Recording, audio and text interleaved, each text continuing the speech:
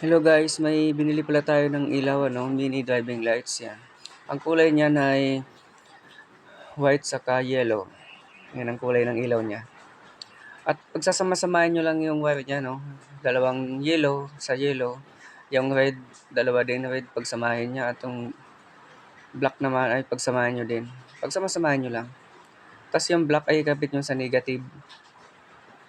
Yan, kabit na natin sa negative.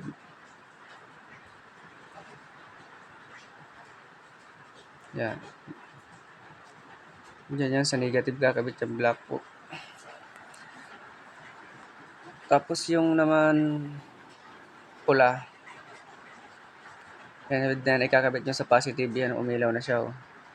Yan yung white na ilaw. At yun naman dilaw ay sa positive din. Yun, umilaw siya. At ngayon, ikakabit naman natin yung switch. Yan, ang kulay ng switch ay yan red saka green black. Yan.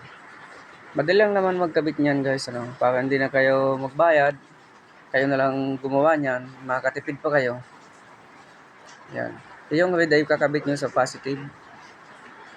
At yung dalawang kulay na yan ay kahit saan nyo dyan ilagay dyan sa ilaw, kahit ibaliktad din nyo kasi high-low naman yan high sa low. Depende na lang sa inyo kung alin ang gusto nyong i-high sa low na kulay ng ilaw.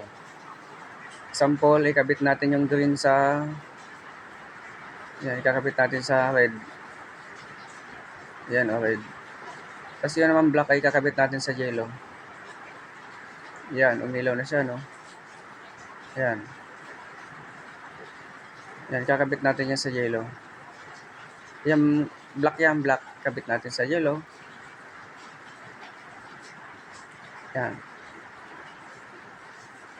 Yan, right? Yan, umilaw na. Madali lang naman guys magkabit yan. At kung gusto nyo nang baliktadin yung black, ilagay sa red, pwede naman. Depende na lang sa inyo guys kung alin ang gusto nyo ilagay na high and low na kulay ng ilaw. Thank you guys. Thank you for watching.